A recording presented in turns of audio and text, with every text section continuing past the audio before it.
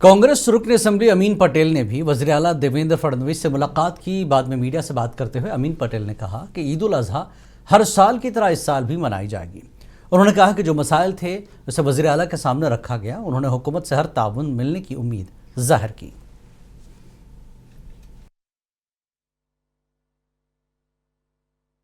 सम्मान्य मुख्यमंत्री ने ये मीटिंग बुलाई। हर साल ऐसी मीटिंग बुलाई जाती है। इसमें तमाम ऑफिसर, चीफ सेक्रेटरी से लेकर डिपार्टमेंट के सेक्रेटरी, मुंबई महानगर पालिका के आयुक्त भूषण गगरानी जी, पुलिस कमिश्नर देवेंद्र भारती जी, डीजी रश्मि शुक्ला मैडम और तमाम हम सभी एमएलए मौजूद थे।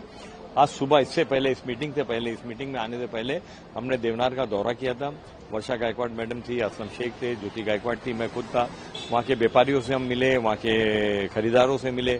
उनकी जो जो समस्याएं थी उसको हमने यहाँ पे मीटिंग में रखा और समस्याओं का समाधान पूर्वक रास्ता निकाला गया है।